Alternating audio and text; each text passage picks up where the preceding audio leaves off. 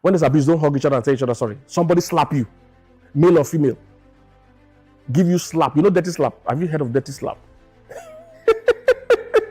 So if you don't know, if you are too you don't know dirty slap. Dirty slap. When it sound, you wondering, is you the slap, but you're wondering who slapped who. Because the sound is coming from another place where the pain is coming from another place. Dirty slap. Pow! When there's abuse, somebody give you headbutt. You know headbutt? Or give you elbow, or give you chico, and you say sorry and hug each other.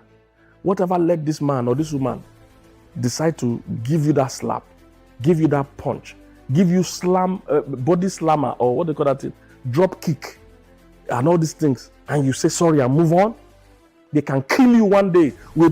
Once there is abandonment, somebody disappears for 2 weeks, disappears for 2 months, and comes back, and you continue from where you stopped. No. Somebody stops chatting with you, relationship for 1 whole week. No story of where he is. Say they kidnapped him in Pakistan. That they kidnapped him in Pakistan, that he entered boat in Lekki. He saw himself in Pakistan without his phone. Then they brought him back and his phone is now working. And you continue with him or her. Or 2 days, the phone is for flight mode. You couldn't reach them. They couldn't reach you for 2 days. And you're in a relationship or you're in a marriage. And they come back, you continue, you must be kidding. Stab their wife, stab husband. Many death cases because, and nobody moves from zero to stabbing you one day. They started slapping you, you hug each other. They give you headbutt, you hug each other. They give you drop kick, you hug each other. They give you suplex, you know suplex. You carry the person, but suplex. You hug each other and say sorry, and pastor pray for you. No! Some people think divorce is sweet. They will cancel you. There are cases where divorce is the only option. It's biblical too. Then there are people that are already going through a divorce. When you're going to divorce, you are being torn apart. You need help. Somebody needs to understand the pain of what divorce is. Many pastors have never experienced it, which is good. So they don't know what the pain of divorce is. Then if you're planning to marry a divorcee, because nowadays, with the amount of divorce going on, some people marry a divorcee. Or a divorcee want to remarry. So a divorce counselor will make sure the right questions are being asked. There are many issues, sex issues in your church that even as a pastor, your people can't even look at your face and tell you, how can I tell that it's you? You see that for that you say, my wife doesn't like me to press her breast. He's a sexologist that you can talk that thing with. And there are times we've discovered in a marriage, one person cheated, the betrayed was so offended, he or she too went to cheat. So because they were not healed, sorry is not enough. They too went to do revenge cheating, didn't go anywhere. Time doesn't heal all. So if there's adultery, don't accept sorry. Sorry is not enough. Number 1, adultery. Number 2, abuse. When there's addiction involved, don't say sorry. Once addiction involved, either gambling, alcohol, weed, drug, whatever, addiction, get professional help. Don't hug each other, don't pray over each other and go home. Sexless marriages. The woman is praying in tongue, she can't kiss her husband. No sex at home, but she can speak in tongue in church. The man can speak, they're not having sex. If there's adultery involved in your relationship or marriage, if there's a breaking of trust, sexually speaking, or infidelity. Infidelity is not only when there's physical intercourse. So sometimes there could just be chats. It could be sending of nudes. It could be some kind of betrayal that we can call adultery. All right, it's not only when there's physical intercourse that there's adultery. Some people don't know that. Some people just think, oh, I've never slept with her. But you have exchanged, you've had conversations that are unholy, or out of order, that you deleted, that you don't want your partner to see. You've lied, So once there's adultery in a relationship or marriage, sorry is not enough. Sorry is not enough. I and my wife have been infidelity recovery specialists for many years. And we have seen people, especially as Christians, and we all saw this in church. People have serious adultery issues. They just hug each other, say forgive. And the man is still, everybody's still hurting.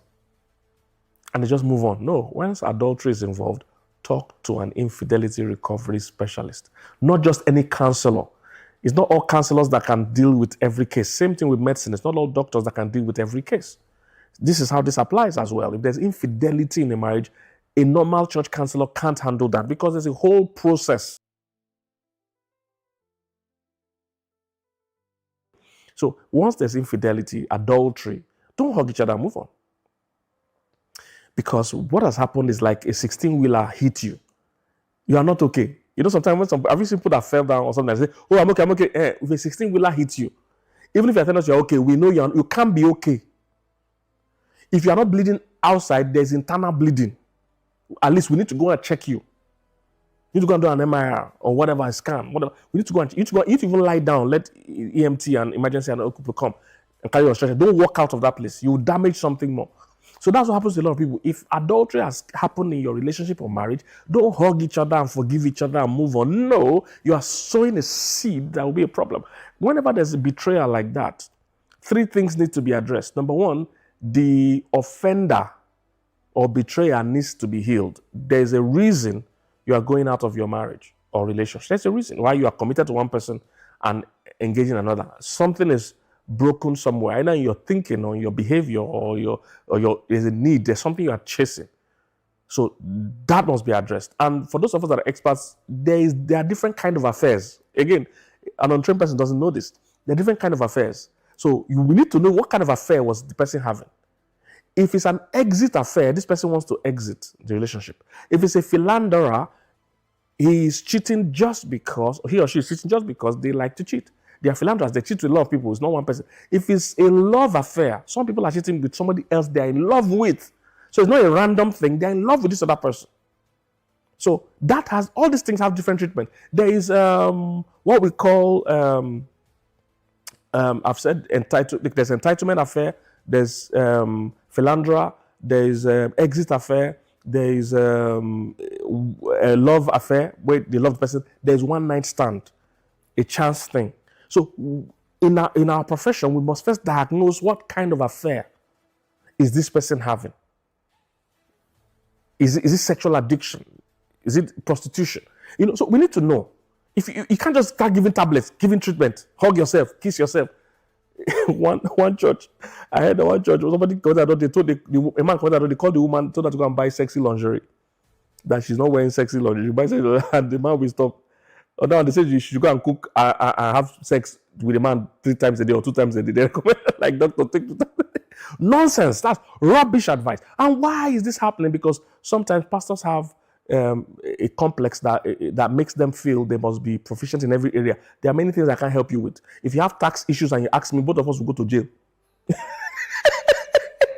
You have taxes, you ask me, I say, don't pay. This one, we cannot pay that. Both of us, they will arrest both of us. I don't have knowledge about it. I use somebody else for my tax. Come on, pastors.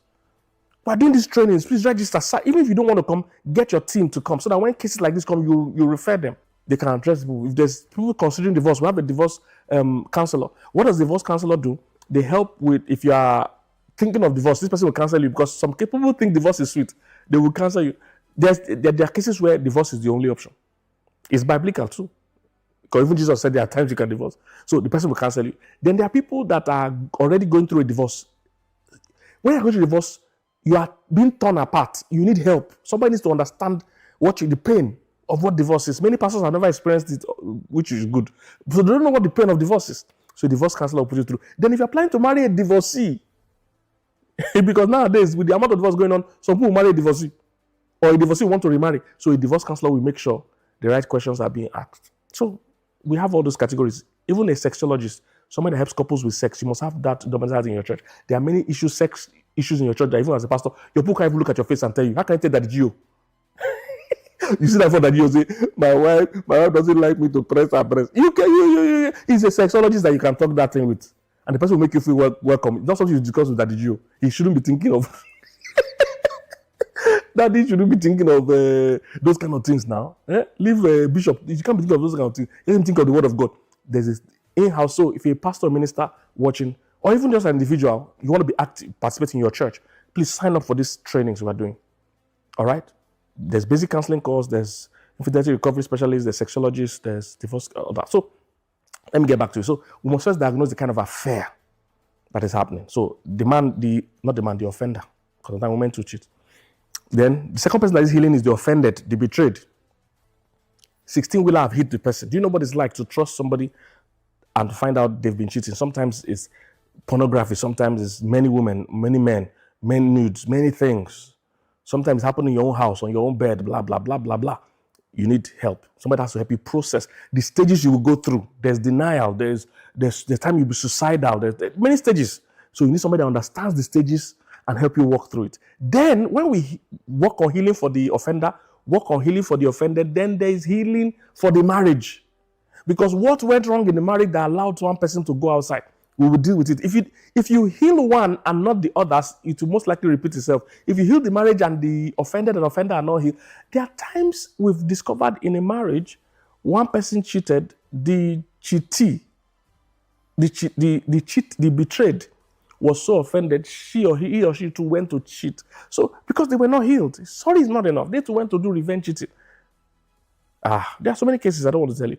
So you can't move on. Once it's adultery, something major has happened. Trust has been broken. Sorry is not enough. You need to go through proper treatment. There are times we've handled a case that was 20 years ago.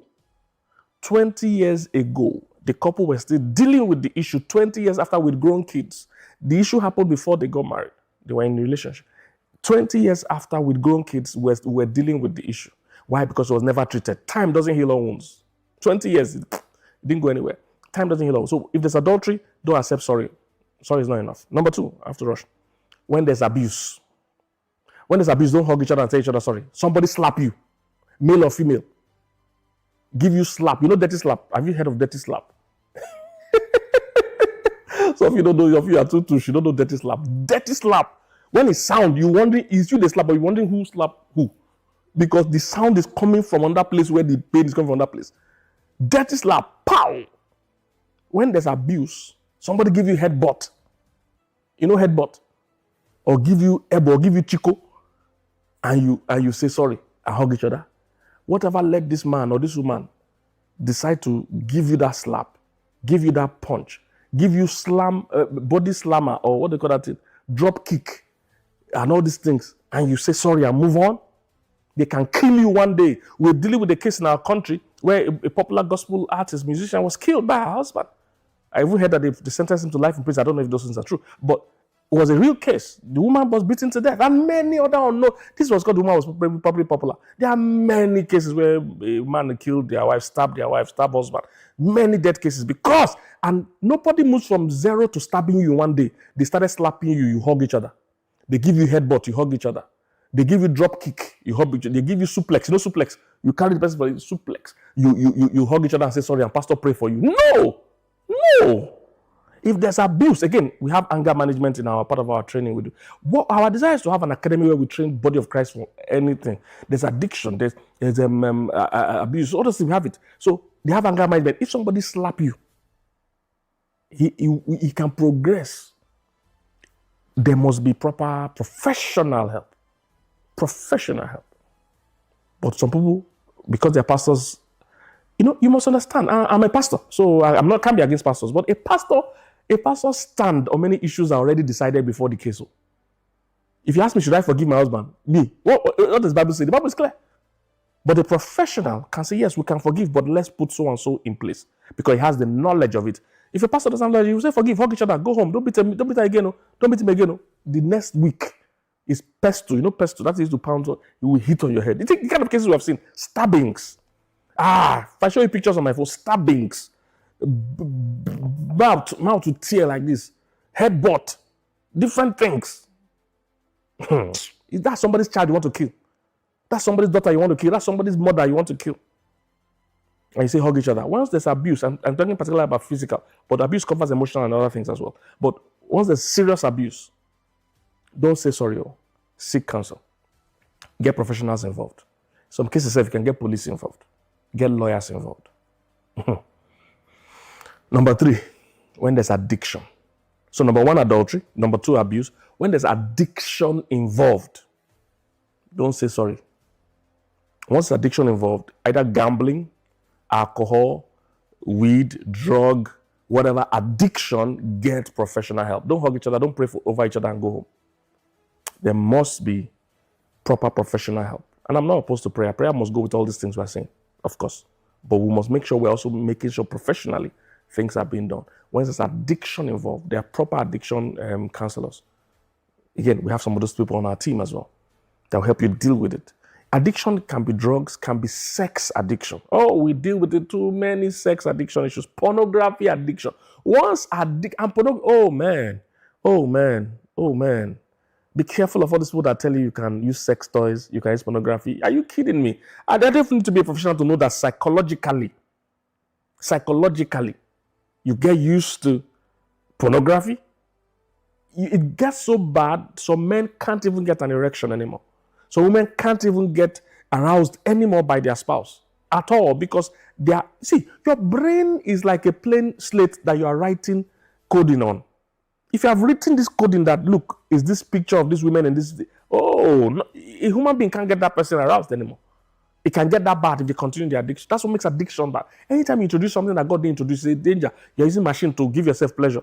I even see some people not jokingly, some people ignorantly saying things like, oh, sex toy is okay if you and your spouse are aware and you use it together. Is it that people have never masturbated before in your life? You don't know how masturbation works? Is that you don't know? Let's talk now. Is that you don't know how masturbation works? If a machine starts giving you pleasure, no human being can meet the level of machine now. Don't you know? Is that you don't know? And when you're with a human being, see, sex in marriage is different from sex in the world. Sex in the world is about lust, it's about self. Sex in marriage is about love, it's about the other person. So if I can satisfy myself, of course I will throw away the other person. Machine.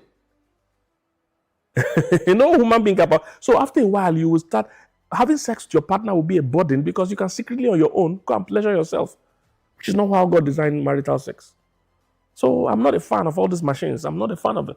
Of course, I leave you to do what you like. But addiction, when the addiction starts, don't hug each other and go home. Professional help is needed.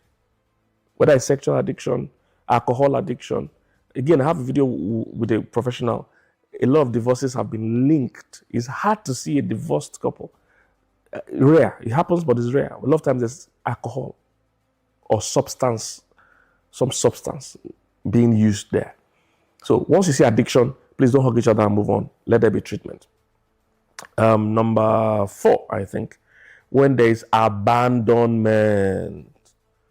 Once there is abandonment, somebody disappears for 2 weeks, disappears for 2 months, and comes back, and you continue from where you stopped. No. Somebody stopped chatting with you in relationship for 1 whole week. No story of where he is. Say they kidnapped him in Pakistan. That they kidnapped him in Pakistan, that he entered boat in Lekki. He saw himself in Pakistan without his phone. Then they brought him back and his phone is now working. And you continue with him or her. Or 2 days, the phone is for flight mode. You couldn't reach them. They couldn't reach you for 2 days. And you're in a relationship or you're in a marriage.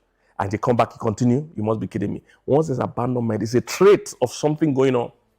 You can't hug each other and say, sorry, we must investigate. We must heal. We must understand. I dealt with some cases, like I said. One guy, he was pressuring the whole church. He wanted to marry this girl. We said, do counseling. He said, no.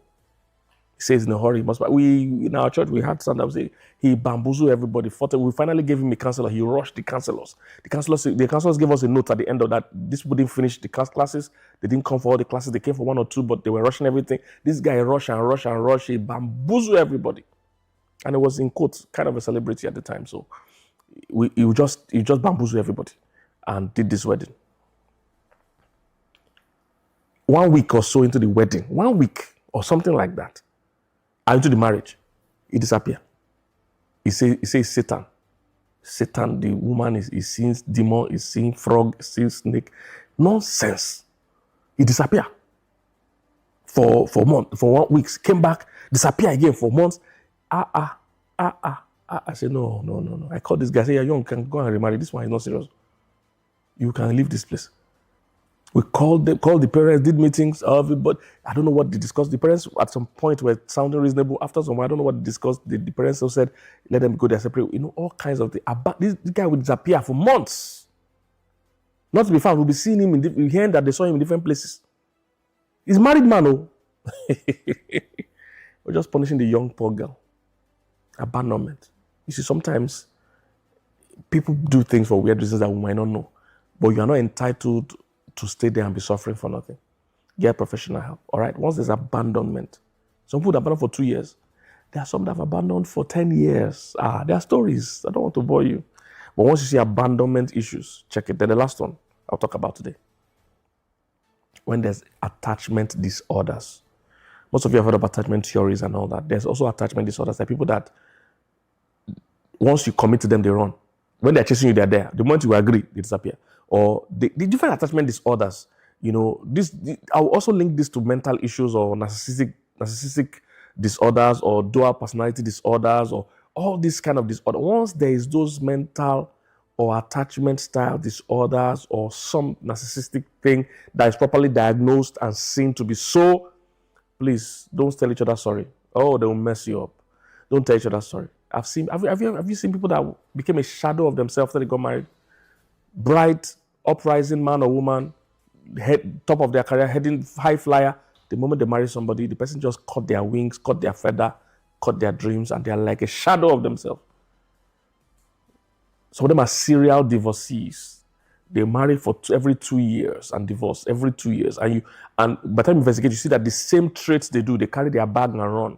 The same way they divorce all the wives, same way they divorce all the wives. And they have kids with all these women. Same pattern. They marry the women rich, leave the women poor. It's a pattern. They look for high-flying women that are successful, marry them, borrow money from her to start businesses that will never work, divorce the woman when she's broke, run again, go and marry another rich woman. So there are many things. When you see those patterns, don't say sorry and hug each other out. Let other people be involved so that they can save you on time. All right? So I'm saying all this to say, look, don't be afraid to go for counseling or professional help. All right? There are good therapists and counselors everywhere in the world. We also offer Christian. So we merge professional knowledge and Christian knowledge. That's the edge we have. So we can help with that. Reach us. You can see all the details here. It's virtual. And don't be afraid of the timing, the secrecy, the cost. No. Your wedding should not cost more than your marriage. Do premarital counseling. I see adults still getting married in 2025, 2026 without premarital counseling. How dare you? How can? This day and age, get premarital counseling. Get some professional to talk to you, ask you questions. All right? There's no topic that doesn't need, a biblical concept. So the benefit of ours that is there's a Christian touch to the professional. We have professionals, but they are all strong Christians. So the prayer aspect is added, the Bible is added, the Holy Spirit is added, because that's the added advantage that the world does not have. One of our people that we heard of like that, they were having issues in their sex life. It wasn't going as well as you go. They went to a secular, non-Christian sexologist to talk to the person. The person told them to introduce BDSM. You know BDSM? Flogging. And all those things, when they flog the man like this, he didn't know what he flogged. So you see, these secular people will have their own ways. One of my daughters, I joke with her and call her Virgin Mary, because she married as a virgin, married a guy that had sexual addiction to that has to do with all this flogging and co. That was his addiction. Again, I told you about addiction. That was his addiction. So he could not have sex without flogging. He can't have sex without some pain. He can't have sex without watching those BDSM. So for years, they were married for up to 2 years or something, they didn't have sex. So the way I call her Virgin Mary is that she had to use artificial insemination, IVF, all these things to have a child. No sex. So I call her a virgin that has child, But during the time she was waiting, one of the non-Christian counselors told her, maybe you should try the BDSM with him. Try the flogging with him. See if you can. When they gave her belt, back of her neck. When they give her belt to the neck like this, So you see, these secular people will give you their secular advice. They're not usually grounded in scripture. So please, this again, I repeat, if you're a church, a pastor watching me, or a good church member, we offer these trainings for churches in group. Reach us, whether you're in North America, Australia, UK, Canada, anywhere you are. Reach our team. Let's organize a group counseling for your trainers in church. Every church will have a domiciled infidelity recovery. There's so much infidelity in churches. It's going on, but nobody wants to talk. These people will trained in discretion, trained in skill. Infidelity recovery in your church, you should have a sexologist in your course. There's many the kind of cases I receive. Sexless marriages. The woman is praying in tongue. She can't kiss her husband. No sex at home, but she can speak in tongue in church. The man can speak. They're not having sex. They are watching pornography. So a sexologist will help. We have a training for that to help you train one sexologist in your church. We have the divorce counselors to help you deal with people that are thinking of divorce so that they will understand how it works. Then addiction and other things. So please reach us. Or you're just watching, you want to do premarital counseling. Or you as a couple just want to do counseling with any of our counselors. The details are here. Reach out to us. Let's work together. Let's believe God for for a good turnout. All right. So time doesn't heal all wounds. Proper treatment does.